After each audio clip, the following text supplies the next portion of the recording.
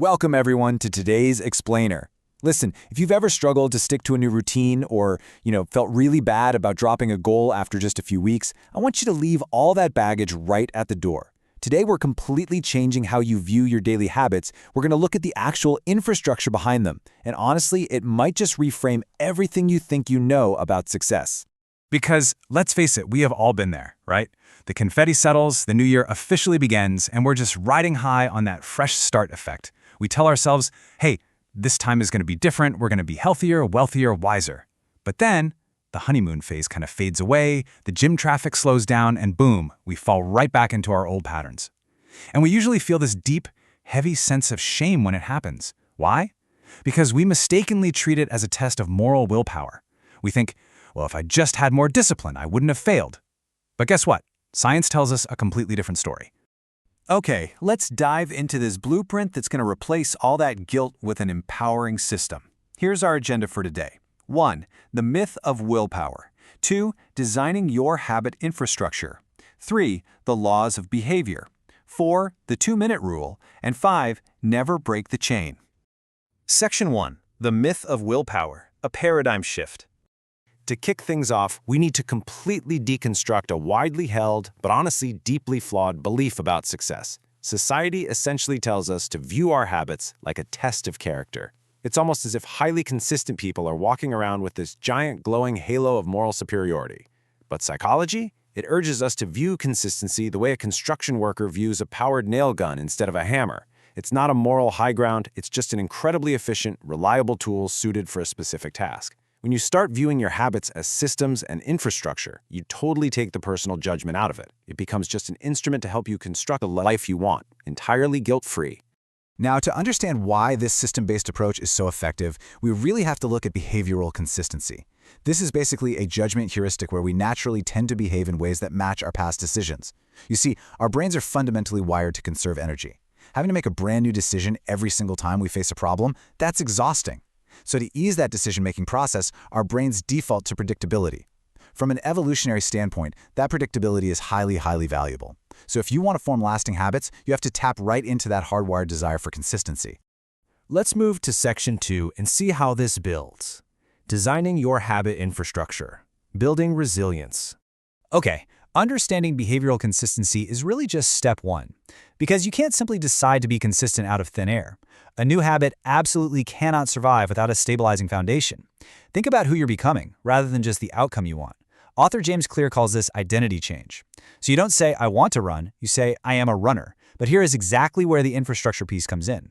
If you're going to be a runner, you can't live in chaos. You might literally need to organize your laundry so you always have clean gear, or prep your meals so you actually have the energy to hit the pavement.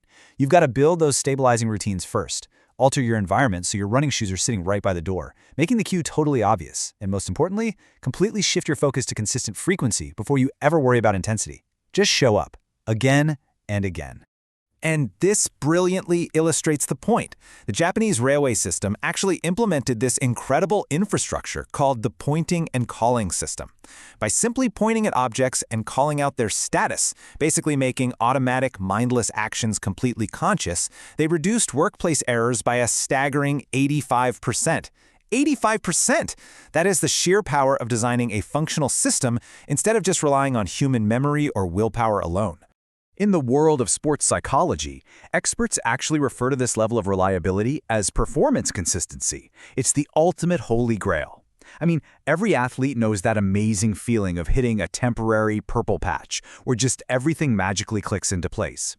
But true infrastructure, those stabilizing routines and environmental designs we just talked about, that is what takes that fleeting success and extends it into a lifelong, consistent reality.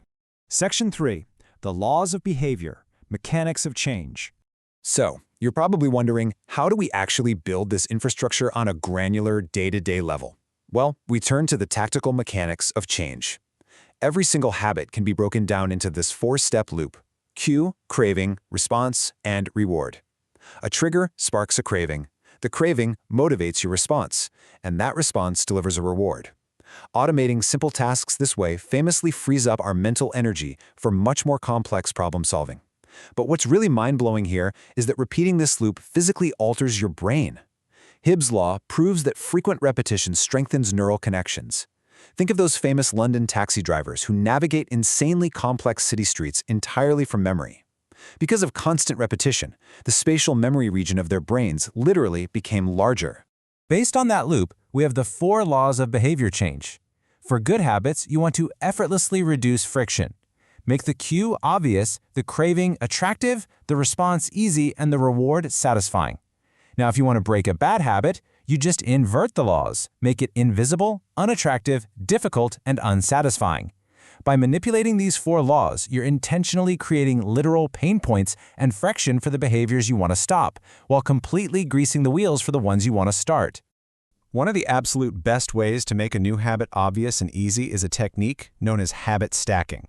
This is where you use an already established, totally automated habit as the cue for your new one. So for example, if you already eat lunch every day without fail, you stack a new habit onto it by saying, immediately after I finish eating lunch, I will do 5 minutes of stretching. See what's happening? You're chaining automated behaviors together, which vastly reduces the resistance it takes to start something new.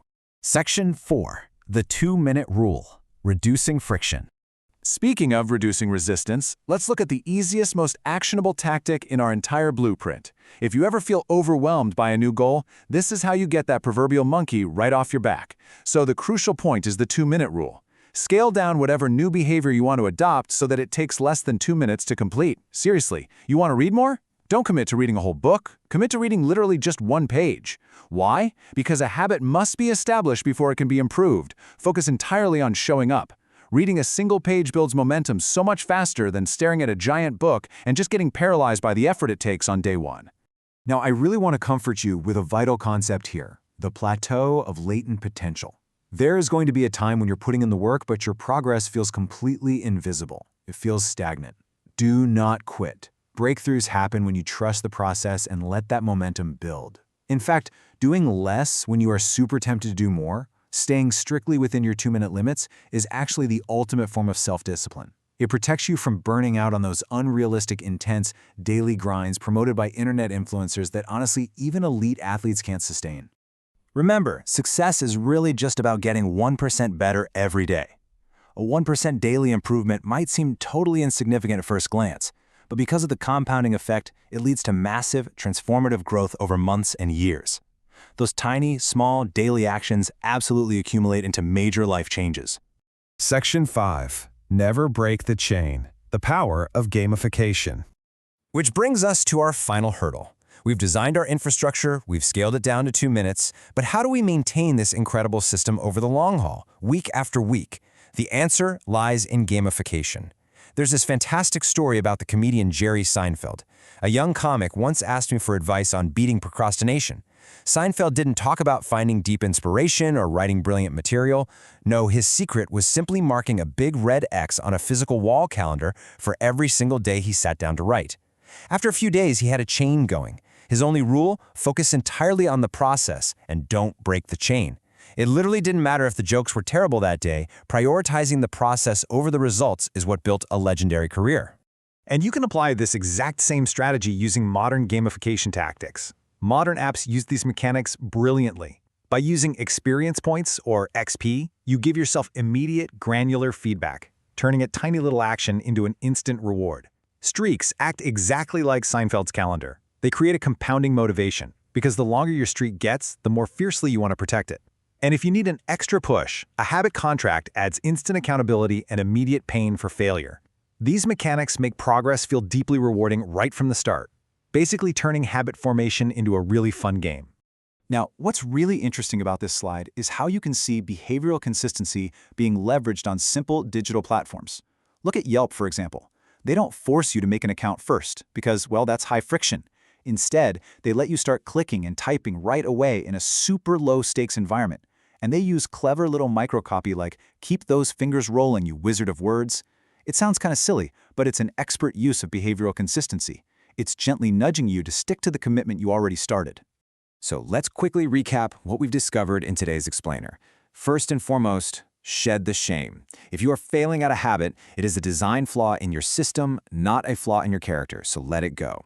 Start by building your stabilizing infrastructure. Fix the chaos in your environment first. Next, scale the new behavior down to just 2 minutes so you can conquer that friction. And finally, track your streak, give yourself an immediate reward, and whatever you do, don't break the chain. You have everything you need right now to start building a system that actually works for you. So I want to leave you with this final, provocative thought to carry with you today.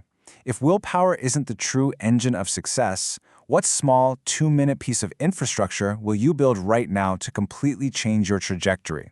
Seriously, don't wait for motivation to strike. Start small, trust your new system, and go build your foundation today.